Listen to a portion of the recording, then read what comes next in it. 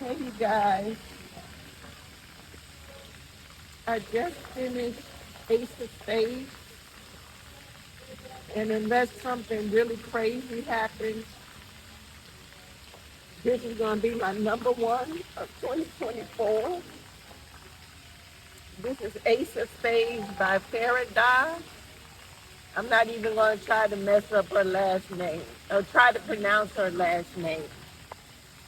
This book is it's crazy. It makes you mad. It makes you laugh.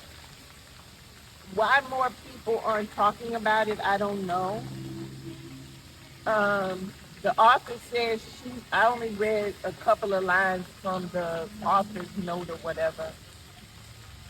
And she said she wrote the book at a very dark time. Uh, author's note. It's on page 417 of my Kindle. I wrote Ace of Spades at a very dark time in my life. I had just started university, which for many reasons was difficult. I had no friends. I really hated myself. And I was slowly climbing out of the sunken place and realizing just how bad things were for people who looked like me. Now, I must say, other than, let's say, workplaces, I haven't actually, growing up in Chicago, I didn't feel the wrath of racism. And that's pretty much because I decided for myself, with the help of wonderful militant teachers um, and teachers who were, you know, it was the 60s. So, well, it was actually like the 60s, 70s. At one point, Reverend Jesse Jackson, young Reverend Jesse Jackson, came to our school. And I'll never forget, he passed out Ultra Sheen, like a hair conditioner, uh, a little it came in, if anybody knows, it came in a little jar. So the blue jar, then there was a yellow jar. And anyway, he ended his speech that day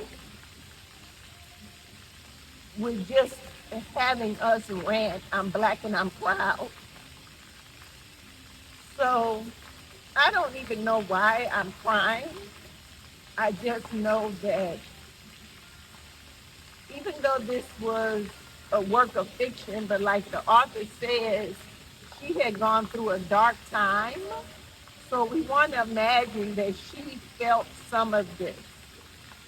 That's how we authors do. We'll take a fragment and then fictionalize it. But I just want to say for all my black queens and kings out there, there's a black princess right now holding this camera as I speak. I have a black son. Um, the world does not define you. Fuck that. Okay? The world does not define you. And I've taught my children that. I just, like I said, grew up in such a way that to me I was always a black princess, black queen. And I never really felt it. Now, not to say it wasn't there, but I'm so lucky and happy that how I grew up, I didn't feel it day to day. No. Um, Now in jobs, yes, especially I want to say my last job, and it wasn't, I don't figure the company, but the people, a swarm of people just swarmed in and immediately were in leadership. So I want to say, at those times I would feel it. I would also feel how it affected um, the black people in the roles that we had. That but that's that. That's all I'll say about that. So that's about the closest I've actually consistently felt a certain way, or that You have to extra prove yourself. I was talking to one of my students just yesterday, and she's a female, um, and she's an adult woman. And she said she might be in her 40s, might be in her 50s, uh, but she even said that at work recently, her boss confronted her with, "Are you for our company or working for the other company or whatever?" Because you have to work together with it. Okay, let's say her company has to rely on and do business with a different organization.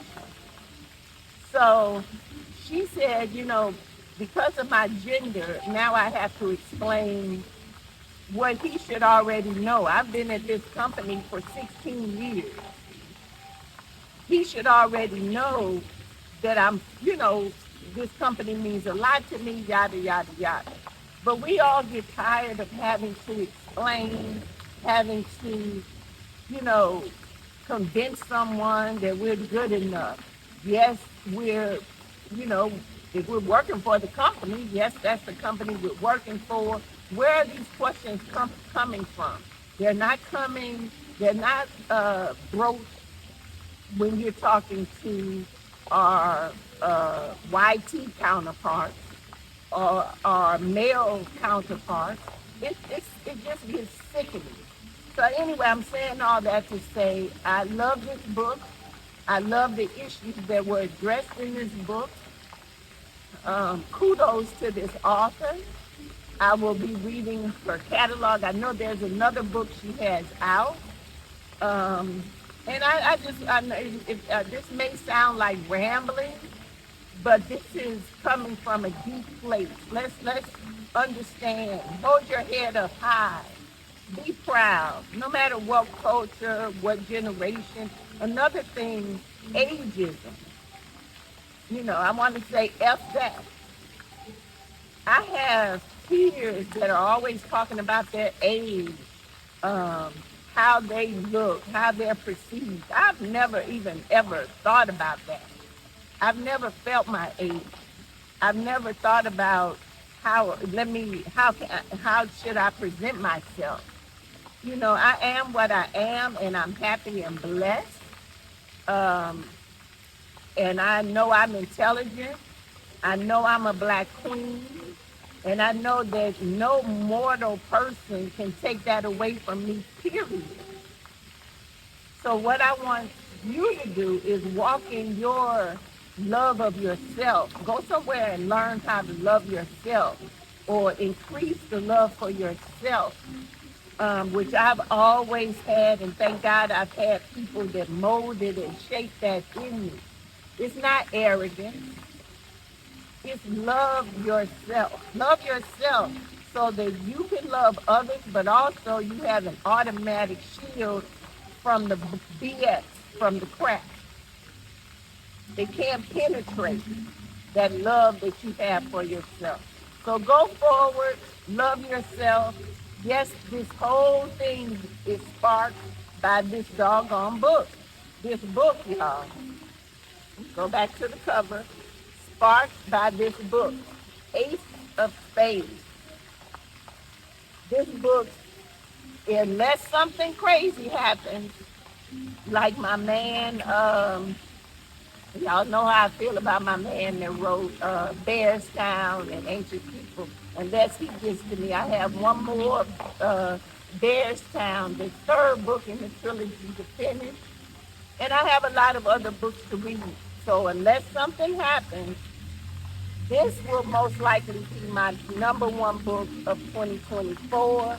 I suggest no matter your culture, no matter your age, no matter anything, if you're over 18, baby, baby, okay? But that's all I have to say. Excuse the emotions today, but this is a powerful book, in my opinion. Go check it out. Peace.